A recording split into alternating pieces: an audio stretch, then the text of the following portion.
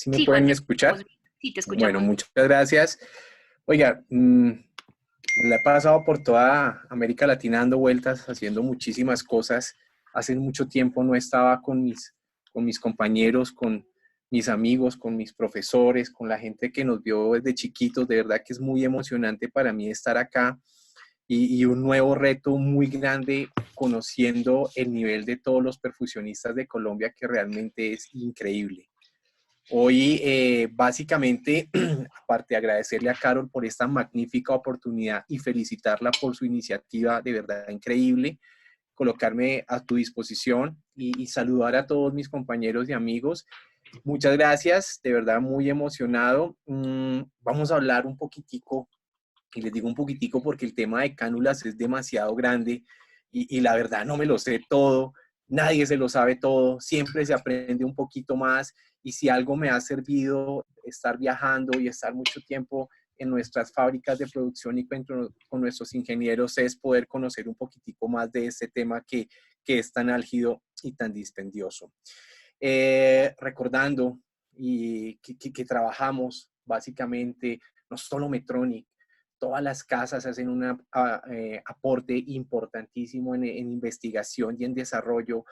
Y la competencia nunca es mala, la competencia realmente es muy buena porque se beneficia al que se debe beneficiar, que es nuestro paciente. Obviamente trabajando para Medtronic y pues es el que me paga todas las cuentas y como de Medtronic la presentación tiene muchos letreros y la plantilla de Medtronic, pero realmente quiero enfocarla mucho a la parte científica, no voy a distinguir marcas ni nada de estas cosas, obviamente no voy a utilizar nada de otras marcas por respeto, porque los respeto y también los admiro demasiado, pero bueno, vamos a ir al punto, por favor. Esto es una conversación entre amigos, siéntanse en plena libertad de hacer todas las preguntas. Como les digo, no me las sé todas, pero voy a tratar de responderlo al máximo. Y lo que no sepamos, me comprometo a buscar la respuesta y en un futuro muy, muy cercano poderlas compartir con todos ustedes. Entonces, hoy básicamente vamos a hablar de cánulas, la canulación, para mí un punto muy álgido. Créanme que en Colombia somos muy juiciosos con el tema de las cánulas y cuando uno empieza a viajar y a conocer centros, empieza a darse cuenta que hay unos vacíos gigantes en las cánulas, que tenemos una concepción totalmente errónea y que miércoles uno no se imagina todo lo que pasa de la punta para atrás y de la punta para adelante.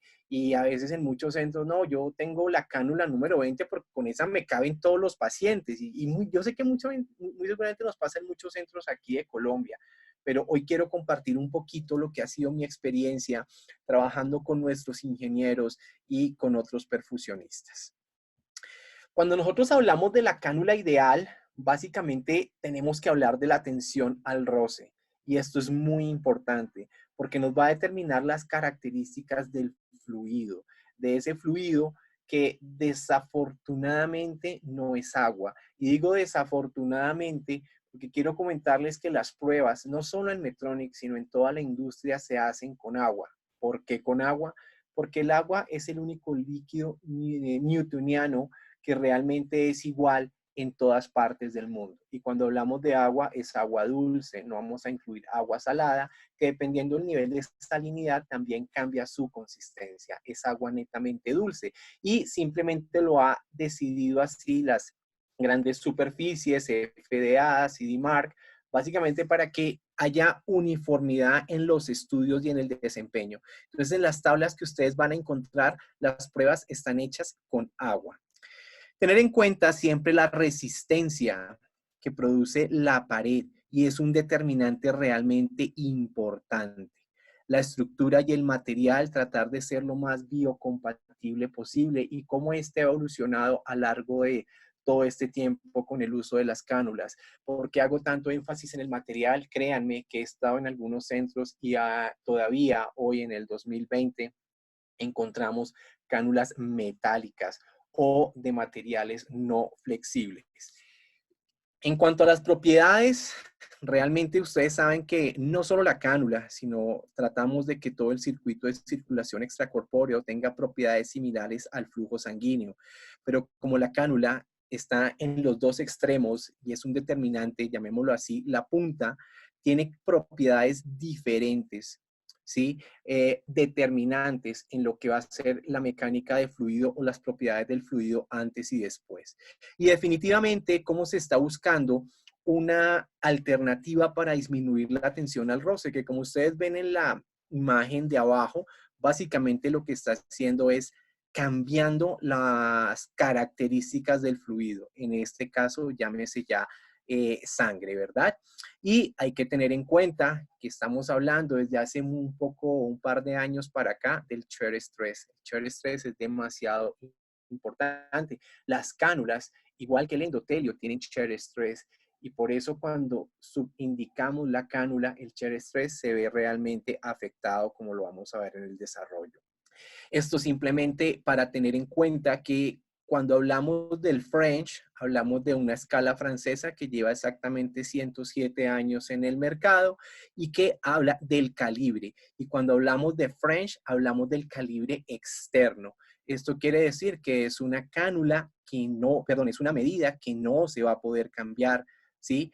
Nosotros no podemos cambiar la escala de Charrier o la escala de French, básicamente para trabajar en optimizar el flujo de una cánula. ¿Por qué? Porque es una medida internacional y establecida, pero sí podemos trabajar la parte interna, que es donde se han enfocado los ingenieros para el desarrollo o la evolución casi ya en 4 generaciones de las cánulas. Esto básicamente a medida de información es como se ve, la escala de Charrier, básicamente una tablita que resume con los French el diámetro interno en milímetros y en pulgadas. Pero bueno, entrando en materia, cuando nosotros hablamos de las cánulas, básicamente evaluamos el tamaño, pero el tamaño no en French, el tamaño en el espesor mínimo de la pared.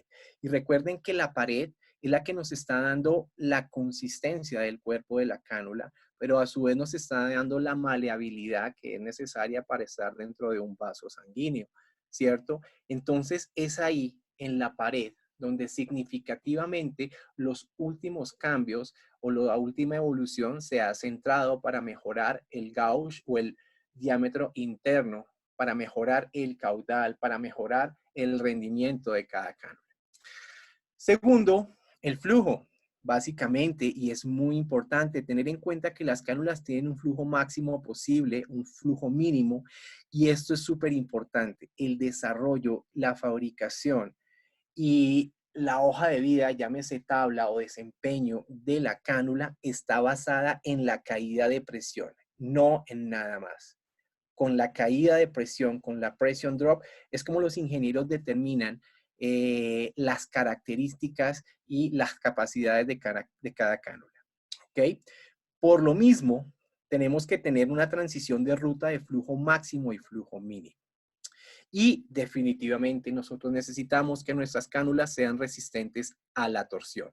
Una resistencia máxima al retorcimiento que afecta el flujo en presión y en volumen, pero no lo anula. Y eso es demasiado importante. Nosotros necesitamos un dispositivo que pueda torsionarse o que pueda ser gradual a cambios sin afectar el vaso y sin afectar totalmente el fluido sanguíneo. Los dos materiales que tenemos y vamos a tener por mucho tiempo, porque en base a eso se está trabajando el nuevo o se está haciendo el nuevo desarrollo de las cánulas, básicamente el plástico y el acero inoxidable. Realmente no vamos a salir de ahí. ¿Por qué no vamos a salir de ahí? Porque han funcionado muy bien. Y realmente los que usamos, y ya tenemos algunos años, y usamos cánulas sin alma de alambre y cánulas con alma de alambre, realmente nos damos cuenta del desempeño de la cánula y mucho más en situaciones de torsión o de riesgo que puedan afectar el flujo. Por consiguiente, la inclusión del alambre o del resorte dentro del cuerpo de la cánula marca un hito totalmente diferente en lo que es el desarrollo del fluido dentro de la cánula. Básicamente dando resistencia a la presión, pero elasticidad de la misma para que pueda acoplarse a una superficie biológica viva como es un vaso sanguíneo. Pero ¿cómo mejorar ese alambre? Muy sencillo, y cambiar un alambre circunferencial por un alambre plano. Y esto se ve ya desde la tercera generación de las cánulas, donde se introduce un alambre plano que realmente disminuye un poco la translucidez de la cánula, pero a su vez gana permitiendo tener la misma consistencia, pero haciendo mucho más delgada la pared de la cánula.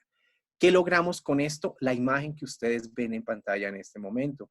Estamos hablando de la misma cánula, que es una cánula en este caso venosa, con dos generaciones totalmente diferentes, como cambia de la segunda a la tercera generación. Ustedes pueden ver que son cánulas del mismo French, el diámetro externo es exactamente el mismo, pero el diámetro interno es mayor en la cánula que tiene alambre plano. En la cánula que, digamos, pasaría a ser una nueva generación. ¿Qué se trata o qué se trabaja? Básicamente, optimizar el orificio interno para poder conseguir mayores flujos o definitivamente poder tener French menores en nuestros pacientes con el mismo rendimiento. Dentro de la familia de cánulas, y dependiendo del tipo de paciente, hablemos de pacientes pediátricos, adultos o neonatales, el diámetro de la pared también tiene que cambiar. Y tiene que cambiar básicamente porque el juego de presiones que ejercen los tejidos y volúmenes que están dentro de la cánula son totalmente diferentes. Cuando ustedes miran, por ejemplo, el diámetro de una válvula biológica, realmente los diámetros o los grosor de las válvulas también varían entre los números, básicamente porque están sujetos a presiones por metro cuadrado. Exactamente pasa lo mismo en las cánulas. Por eso nos permite variar dentro de la misma familia, dentro de la misma marca, tener paredes mucho más delgadas en los diámetros más pequeños. Si hemos perdido, claro, las cánulas tienen que ser translúcidas, hemos perdido en translucidez, el alambre plano claramente ocupa un mayor espacio dentro de la cánula y por consiguiente las cánulas son menos translúcidas, pero realmente se ha mantenido, y lo vamos a ver más adelante, la translucidez donde son necesarias. ¿Listo? Pero ¿cómo o por qué es tan importante la pressure drop en el diseño de las cánulas? ¿Y qué es la pressure drop? La pressure drop básicamente es la caída de presión determinada por la diferencia de presión entre dos puntos. Una tubería siempre va a tener pressure drop, va a tener diferencia de presión entre el punto de inicio y el punto de salida. Así esta no tenga una curvatura o un desplazamiento, o el desplazamiento sea solamente lineal. Claramente, entre más larga sea la tubería, mayor va a ser la pérdida de presión o la pressure drop. ¿Qué entran en juego? Entra en juego básicamente las fuerzas de fricción que ejercen las paredes, y esto básicamente va a crear una resistencia al flujo, básicamente entre el flujo que va hacia las paredes del tubo, ¿cierto? Y esto determina las características del flujo. Tengan en cuenta, y lo repito nuevamente, que estos estudios se hicieron con agua, ¿verdad? Y no se hicieron con sangre. ¿Qué determinantes tengo en cuenta? La velocidad del fluido, la viscosidad del fluido, que realmente es, en este caso, idiopática, simplemente estoy trabajando con agua, ¿cierto? La disminución de la presión y el aumento de la fuerza por corte de fricción, que lo determina básicamente la viscosidad del líquido que estoy pasando en ese momento, que sería la sangre. ¿Esto qué quiere decir? Que a altas velocidades y altas viscosidades voy a tener una mayor caída de presión, y a bajas velocidades realmente una menor caída de presión. Pero tengan en cuenta que el agua con el que se hacen las pruebas es un líquido bifásico, ¿verdad? Tiene una fase líquida y una fase gaseosa. La sangre, por consiguiente, es trifásica. Tiene una fase líquida, una fase sólida y una fase gaseosa. Por tal, el comportamiento en la reología va a ser totalmente diferente. O sea que es muy posible que cuando hagamos un taller en un laboratorio y pasemos sangre a través de la misma cánula, al mismo flujo, a la misma velocidad y con el mismo dispositivo, vamos a tener un juego de presiones totalmente diferentes. Y esto es lo que vamos a encontrar. Vamos a tener un determinante que es la cánula y dentro de la cánula el mayor determinante es la punta. ¿Qué pasa antes y qué pasa después de la punta? Claramente, como pueden ver en la primera diapositiva, donde están los manómetros de presión, el punto A es la presión antes de la punta de la cánula, donde tenemos una disminución del calibre de la tubería, una disminución del caudal, aumentos de velocidades, aumentos de fricción y por consiguiente una mayor presión. ¿Y qué pasa al otro lado? Siempre nosotros decimos y hablamos del jet central, del golpe en la parte posterior de la aorta, de una cantidad de cosas. Pero ¿qué es lo que pasa? Vamos a tener una caída de presión. No inmediatamente a la salida, pero sí a medida que el jet se amortigua en el trayecto del vaso. ¿Qué pasa si subdimensionamos la cánula? Básicamente lo que pasa en el diagrama número 2, un trauma sanguíneo bastante severo. La misma cánula no sirve para todos los pacientes. Las cánulas tienen una hoja de vida y ella desempeña o nos muestra básicamente el rendimiento de cada cánula. ¿Qué podemos hacer cuando seleccionamos mal la cánula o cuando definitivamente el cirujano, el centro o quien sea nos obliga a tener básicamente la misma cánula? Caramba, no podemos retirar la obstrucción porque tú le puedes quitar la punta a la cánula u omitir la cánula. Simplemente hay que hacer una acción reactiva. ¿Y cuál es la acción reactiva? Aumentar la fuerza de la bomba. ¿En qué se traduce eso? Básicamente en un desperdicio total de energía que se transmite al desgaste y al daño celular de la sangre que estamos pasando a través de ella, al deterioro de la cánula, al deterioro del endotelio vascular. Y realmente es un costo innecesario. Pero bueno, ¿qué ha hecho la industria y qué ha hecho o qué ha demostrado los últimos estudios? Básicamente que hay que diversificar el flujo, no tener un único jet central, sino tener varios jets que disminuyan o que, digamos, distribuyan la presión, ¿cierto? Y las velocidades, no en un solo jet central, sino en varios.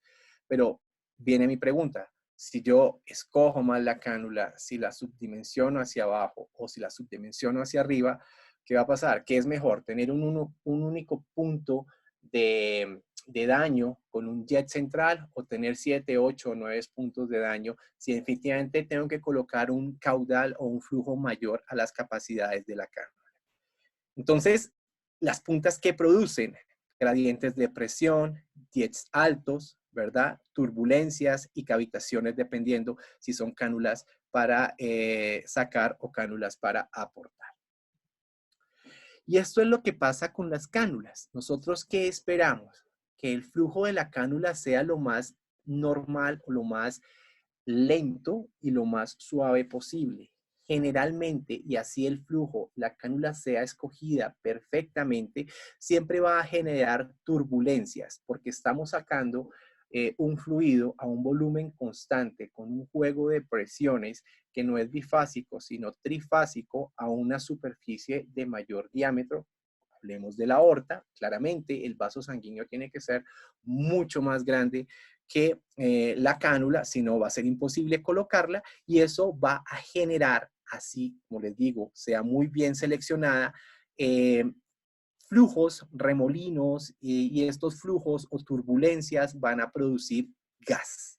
Y generalmente cuando yo tengo espacios vacíos de líquido, en un líquido trifásico, en pleno calentamiento, puedo liberar gas.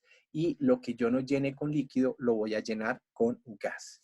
Pero ¿qué pasa cuando el líquido o cuando el flujo es turbulento porque estoy excediendo la capacidad de la cánula? Básicamente el líquido va a ser totalmente turbulento o caótico y voy a producir definitivamente, aparte del daño endotelial y estructural de la cánula, unas corrientes que van a crear o van a tener bastante proliferación o fabricación de burbujas y de corrientes. Para esto, los ingenieros tienen en cuenta la ecuación de Poiseuille. Bueno, la verdad, perdónenme, no sé cómo se dice, soy muy malo para el francés, pero la ecuación de este señor, que básicamente habla del flujo a través de la cánula. Y se toma o dice que depende de la diferencia de presión sobre el radio de la cánula y se tiene en cuenta la viscosidad del fluido y la longitud de la cánula. Para hacerlo muy sencillo, el flujo está determinado por presión y resistencia. A mayor longitud de la cánula, mayor resistencia. A la ausencia de superficies biocompatibles o de recubrimientos de la cánula sobre los dispositivos, mayor resistencia. Entonces, no vamos a entrar a hablar básicamente de deltas de presión, solamente quiero que tengan en cuenta este aspecto. ¿Listo?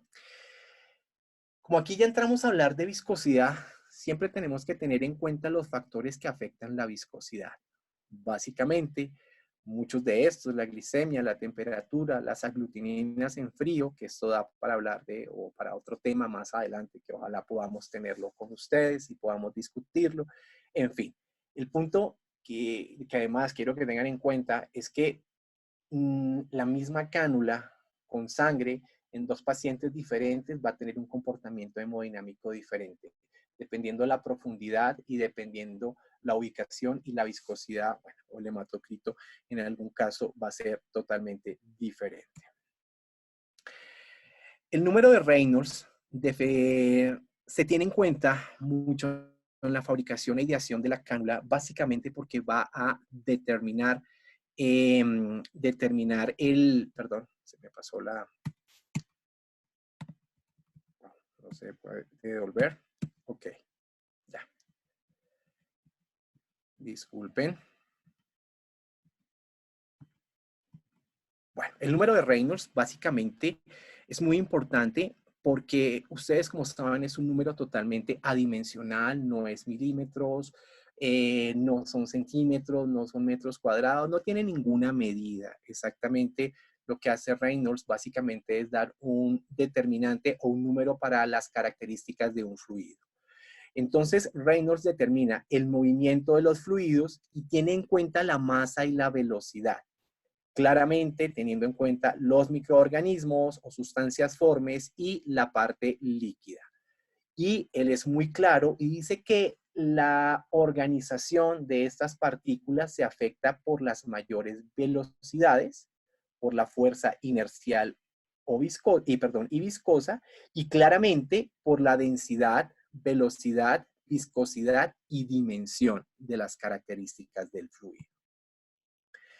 ¿Esto qué quiere decir o qué dice Reynolds? Reynolds dice que todos los flujos menores a 2000, número adimensional, es laminar y es donde debe estar nuestra cánula. Nuestra cánula debe estar dentro de ese rango.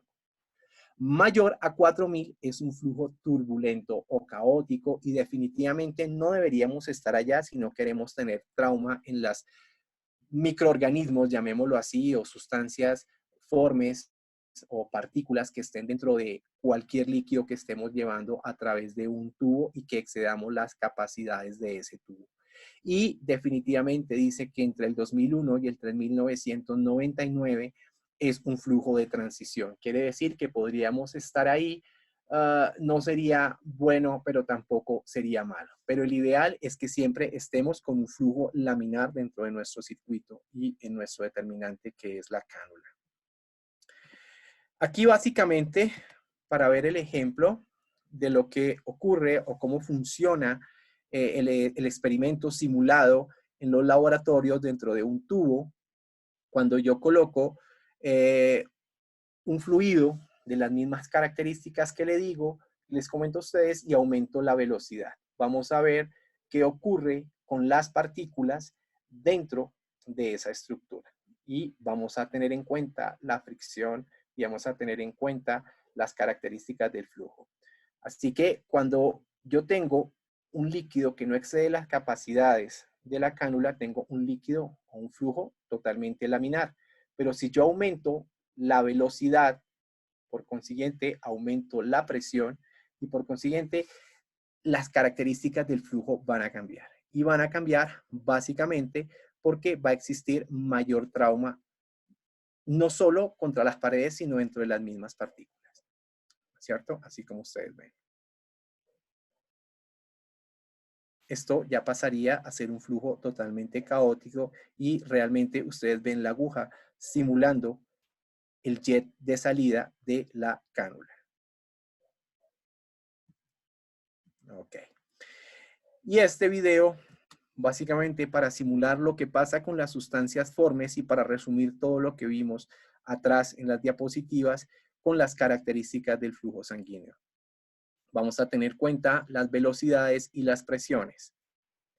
Entonces, quiero que tengan en cuenta que el solo hecho de la fuerza de gravedad ya ejerce un cambio diferencial en presiones dentro de la misma tubería, siendo mayor, obviamente, el extremo que está en la parte inferior, ¿verdad?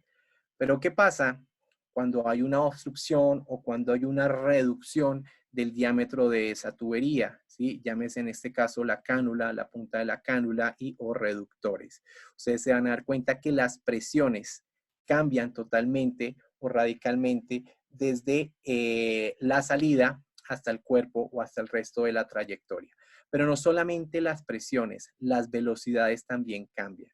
Cambian las velocidades, cambia el juego de presión y podemos encontrar en un mismo circuito o en un mismo trayecto de tubo hasta 3 o 4 presiones. Van a ver con la siguiente medida de velocidad que mucho más adelante de la salida de la cánula o de la obstrucción vamos a tener una reducción de la velocidad. Y a medida que va avanzando, la presión va cambiando.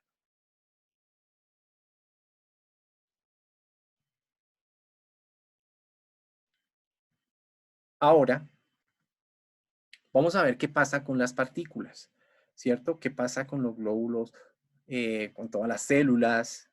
Y nosotros esperamos que funcionen, que marchen ordenadamente. Pero ¿qué pasa hacia los extremos? ¿Qué es la fuerza de fricción y qué hace la fuerza de fricción de la cánula básicamente en nuestros componentes sanguíneos? Básicamente lo que ustedes ven, distorsionarlo. Vamos a tener menores velocidades siempre hacia los lados de las paredes y mayores velocidades al centro del tubo. A esto hacen referencia los ingenieros cuando hablan del jet central producido por la cánula.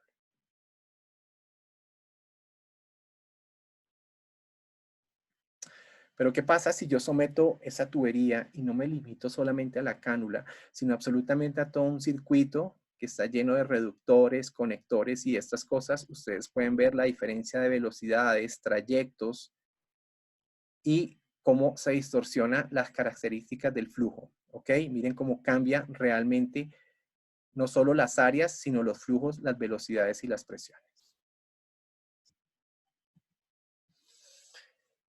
Nosotros hablamos del shear stress, todos sabemos que es muy importante, todos le damos una importancia, lo estudiamos, pero mire, realmente el shear stress, digamos, citado al endotelio, tiene una ventaja y es que, pues por su función endocrina, es antiteratogénico, antitrombótico, antifibrinolítico, pero la tubería no, la cánula tampoco.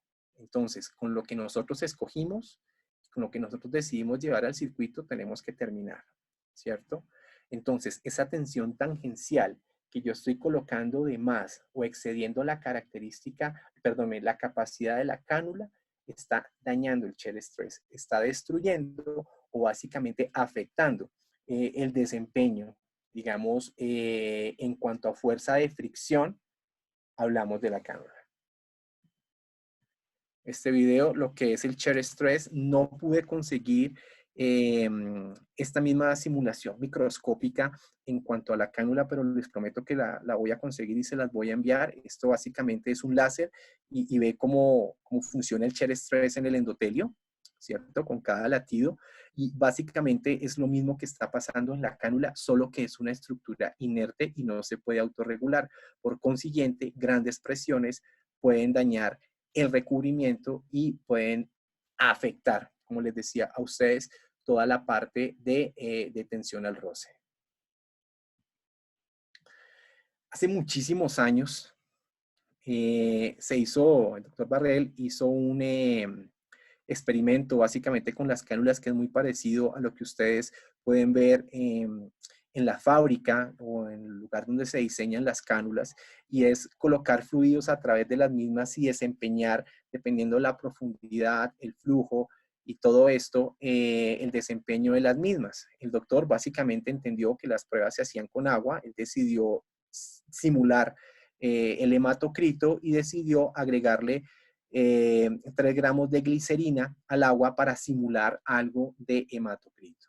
Y el doctor lo que hizo fue desarrollar una tablita, hablándole de los años 90, 85 al 90, unas tablas de desempeño para las diferentes cánulas.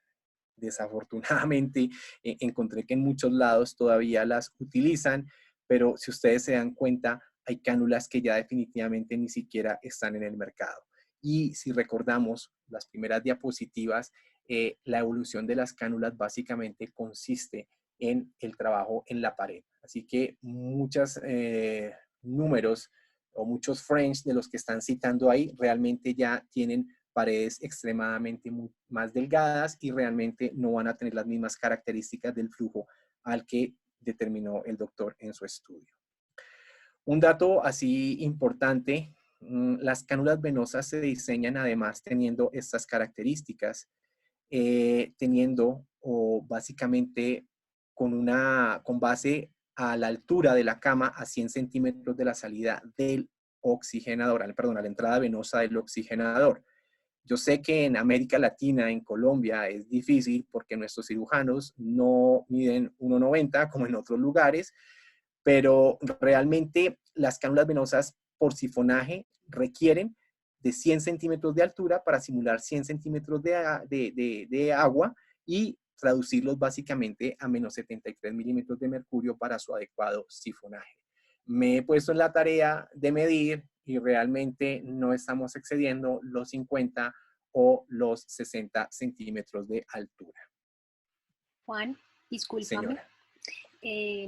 Nos quedan 2 minutos para que se cierre este Zoom, entonces Sí. les propongo, voy a cerrarlo y lo reactivamos en el mismo link para que puedas terminar y hacer el empalme con las preguntas, ¿te parece? Chévere, listo. Listo, vale, entonces ya nos vemos de nuevo. Gracias. Amor, vamos a cerrar el...